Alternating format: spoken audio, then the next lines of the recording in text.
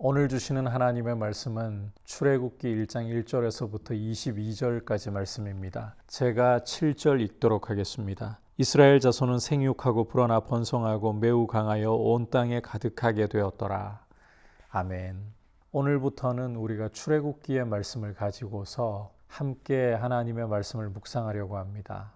이 출애굽기는 제목에서부터 보여주고 있듯이 이스라엘 백성이 애굽으로부터 하나님의 은혜로 구원을 받아 하나님의 백성이 되어가는, 하나님의 백성답게 만들어져가는 모습을 담고 있습니다. 우선 오늘 출애굽기 1장은 출애굽기의 서론 역할을 하는 내용을 담고 있는데 1장에서는 야곱의 아들들의 명단으로부터 출발을 하고 있습니다. 1절에서 이렇게 말씀합니다. 야곱과 함께 각각 자기 가족을 데리고 애굽에 이른 이스라엘 아들들의 이름은 이러하니. 그러면서 르우벤으로부터 애굽에 있었던 요셉까지 70인이 애굽에 이르렀다. 그렇게 설명을 하죠. 이 70인이 이제 애굽에서 번성하게 되는데 6절을 보시면 요셉과 그 모든 형제와 그 시대 사람은 다 죽고 이스라엘 자손은 생육하고 불어나 번성하고 매우 강하여 온 땅에 가득하게 되었다. 이렇게 설명을 하고 있습니다. 이 7절 말씀을 그냥 가볍게 읽고 넘어가서는 안 됩니다.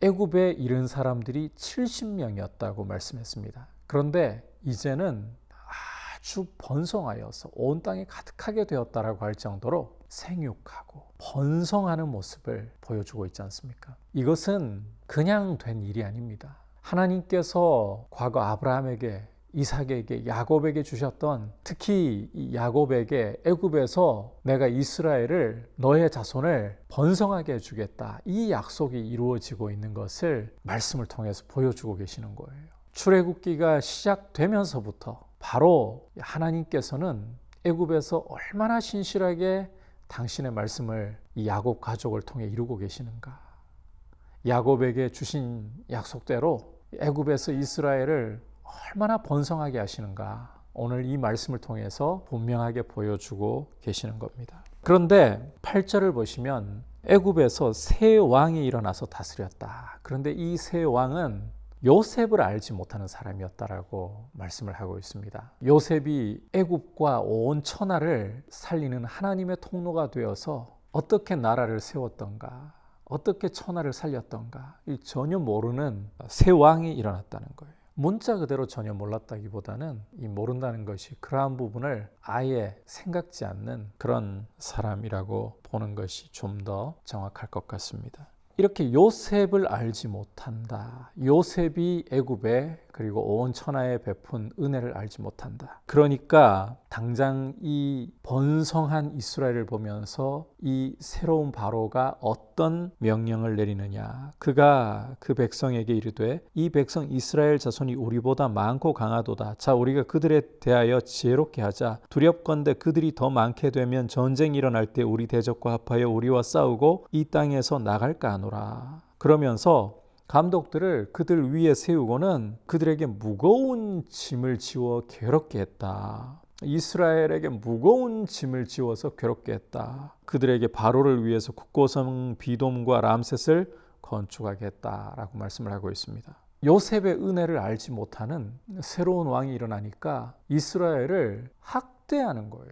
주목할 것은 12절에 그러나 학대를 받을수록 이스라엘이 더욱 번성하여 퍼져나갔다. 바로의 계산은 이거였던 거죠. 이스라엘 사람들을 고역을 시키면, 학대를 하면 굉장히 피곤해서 집에 돌아가서 바로 골아떨어져 버리고, 그러면 부부관계가 제대로 원활할 수 없이 자녀를 낳을 일을 별로 하지 않겠지, 이런 계산이었던 것 같아요. 그런데 참 이 학대를 받으면 받을수록 이스라엘이 번성했다. 자, 그런데 우리는 여기에서 한 가지 중요한 부분을 읽어야 합니다. 이 이스라엘이 번성한다는 것은 그냥 번성하는 게 아니에요. 학대 속에서도 번성하고 있다는 것은 하나님이 당신의 약속을 계속해서 신실하게 이루고 계신다는 거예요. 하나님의 약속을 방해하고 반대하는 세력이 일어났음에도 불구하고 하나님의 약속은 유유히 이루어지고 있다는 거예요. 하나님의 능력이 어떠한가를 드러내어 보여주는 한 중요한 표현이라고 할 수 있는 거죠. 자, 이렇게 되니까 이제 애굽 사람이 이스라엘 자손으로 말미암아 근심했다. 그래서 일을 엄하게 시키고 어려운 노동으로 그들의 생활을 괴롭게 했다 그러죠. 흙이기, 벽돌 굽기, 농사의 여러 가지 이런 시키는 일이 계속해서 엄했다는 거예요. 그런데 여기에서 바로가 멈추지 않았습니다. 바로는 히브리 산파였던 시브라라 하는 사람과 부하라 하는 사람을 불러다가 너희가 히브리 여인을 위해서 해산을 도울 때 그 자리를 살펴서 아들이거든 죽이고 딸이거든 살려두라. 이런 명령을, 몹쓸 명령이죠. 이런 명령을 내리는 거예요. 그런데 주목할 것은 이 산파들이 하나님을 두려워하여서 애굽 왕의 명령을 어기고 남자 아기들을 살렸다. 이제는 하나님께서 이 산파들을 사용하셔서, 이 사람들을 사용하셔서 당신의 약속을 이루고 계시는 모습을 보여주시는 거죠. 그러자 이제 애굽 왕이 산파를 불러다가 그들에게 너희가 어찌하여 이같이 남자 아기를 살렸느냐 이렇게 묻는데, 산파가 바로에게 어떻게 대답하는가 하면요, 히브리 여인은 애굽 여인과 같지 않고 건장하여 산파가 그들에게 이르기 전에 해산하였더이다. 자, 애굽 왕의 바로의 명령이 어땠는가 하면 해산을 도울 때 그 자리를 살펴서 아들이거든 그를 죽이고 딸이거든 살려두라. 자, 이 산파들이 해산을 도울 때 아이가 태어나면 아이를 살펴보고 남자이면 죽여야 하는 이런 상황이지만, 산파들이 도착하기 전에 아이를 낳아버렸다. 해산을 도울 때가 아니잖아요. 그러면 이 산파들이 아이를, 남자아이를 안 죽여도 왕명의 어김이 없으니까 문제가 안 되잖아요. 이 산파들이 기지를 발휘한 거죠. 중요한 것은 이 산파들의 이 기지, 이런 행동은 바로 하나님을 경외했기 때문이다. 하나님께서 이렇게 이 산파들이 하나님을 경외함으로 이스라엘 남자아이들을 살리니까 이것이 하나님이 주신 약속을 이루어가는 일이기 때문에 하나님께서는 이 산파들을 기뻐하시고 은혜를 베푸셔서 복을 주셨고 이스라엘은 번성하여 매우 강해졌다. 이렇게 말씀을 하고 있습니다. 참 이걸 보면 반대 속에서도, 강력한 방해와 반대 속에서도 하나님의 약속은 결코 꺾이지 않는다. 하나님은 말씀하시고 그 말씀하신 바를 반드시 이루시는 분이시되 어떠한 환경 속에서도, 어떤 상황 속에서도 반드시 이루어내시는 능력을 가지신 분이시다. 이걸 똑똑히 보여주는 거예요. 신실하신 하나님, 전능하신 하나님이신 것을 이 말씀을 통해서 우리는 똑똑히 볼 수가 있는 거예요. 그리고 한 가지 기억해야 될 것은 하나님께서 당신의 말씀을 이루실 때에 어려움이 없게 하시지 않고 어려움 속에서도, 반대 속에서도 이 말씀을 이루셨다. 이걸 주목하는 게 중요합니다. 우리는 우리 삶에 어려움이 없어서 하나님 말씀이 쉽게 이루어지기를 바라는 경향들이 많습니다. 우리 육체, 우리 마음은 그런 걸 참 원하는 경향이 커요. 그런데 아무런 방해도 없고 어려움도 없다. 그러면 사람들이 하나님 말씀이 이루어져도 별로 대수롭지 않게 여길 경우가 많습니다. 우리 교만한 인생은 그런 어리석음을 보이는, 교만한 모습을 보이는 경우가 참 많아요. 그런데 지금 보시면 이스라엘을 고역으로 학대하고 짓밟아도 번성하는 것이 멈추지를 않잖아요. 하나님이 이런 학대의 환경 속에서도 오히려 이스라엘을 더욱더 번성하도록 당신의 약속을 이루어버리시잖아요. 이게 정말 위대한 거죠. 하나님은 어떤 원수의 방해 속에서도, 어떤 어려움 속에서도 당신의 말씀을 유효히 이루어내실 수 있다. 악이 어떻게 난동을 부리고 발악을 하든지 간에 하나님의 말씀을 유효히 이루신다. 이게 정말 놀라운 거죠. 이게 정말 능력이 크심을 드러내시는 모습인 거죠. 그래서 우리의 삶에 어려움이 없기를 바라기보다 우리 삶은 어려움이 찾아올 수밖에 없습니다. 인생이라는 것은 어려움이 찾아올 수밖에 없습니다. 그 어려움 속에서 하나님의 약속이 반드시 이루어진다. 하나님은 신실하시고 전능하시고 자비하신 분이시기 때문에 약속하신 바를 반드시 이루시고야 만다. 이 신뢰를 가지고서 오히려 하나님을 의지하고 하나님의 신실하심을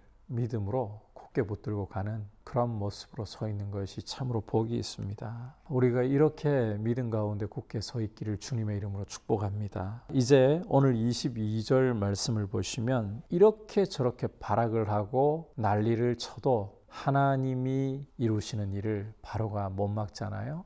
그러니까 이제는 어디까지 발악을 하고 난동을 부리느냐. 22절을 보시면 바로가 그의 모든 백성에게 명령하여 이르되 아들이 태어나거든 너희는 그를 나일강에 던지고 딸이거든 살려두라. 이제는 히브리 산파가 해산자리를 살펴서 남자아이거든 이런 명령도 아니에요. 히브리 아이는 태어나는 족족 해산자리에서 살펴서 이런 조건도 없이 그냥 남자아이면 무조건 나일강에 던져버리라. 하나님의 약속이 유유히 이루어지니까 악이 이렇게 발악을 하고 어둠은 더욱더 깊어져 가는 것 같습니다. 그런데 이것이 이제 하나님의 큰 구원의 역사를 이루시기 위한 위대한 무대가 된다. 이 고통이 고통으로 끝나는 것이 아니라 하나님의 영광이 가장 크게 드러나는 무대가 된다.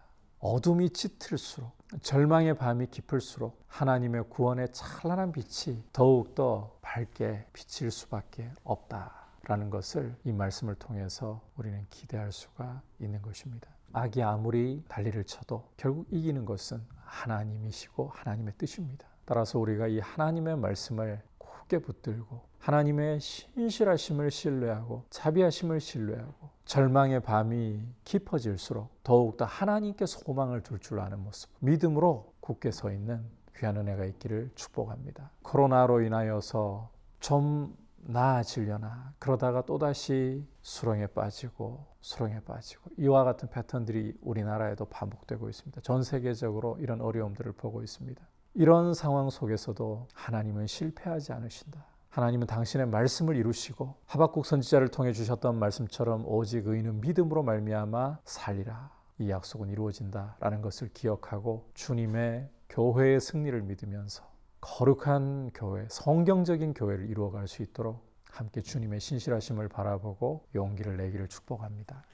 같이 기도하겠습니다. 하나님 아버지, 오늘 말씀을 통해서 하나님께서 야곱에게 주신 약속이 얼마나 신실하게 이루어졌는가를 보았습니다. 뿐만 아니라 하나님께서 이 약속을 더욱더 풍성하게 이루어 가시는데 악은 난리를 치고 그야말로 미친 듯이 난동을 부린다 해도 하나님의 뜻은 전혀 막히지 않고 유유히 이루어지면서 하나님의 능력과 영광을 드러내는 것을 보았습니다. 주님, 어려움 속에서 하나님의 능력이 크심을 더욱더 찬란하게 봅니다. 우리 삶에 어려움과 고통이 따를 때에 그 속에서 하나님의 능력과 영광이 더욱더 큼을, 하나님의 약속이 더욱더 신실하게 이루어짐을 볼 수 있도록 소망을 가지게 하여 주시고, 밤이 깊을수록 이제 찬란한 아침이 머지않았다는 소망을 가지고서 주님을 바라보며 그 신실하신 주님만을 굳게 붙들게 하여 주옵소서. 의인은 믿음으로 말미암아 살리라는 약속을 굳게 붙들고 걸어가게 하여 주옵소서. 예수님의 이름으로 기도드립니다. 아멘.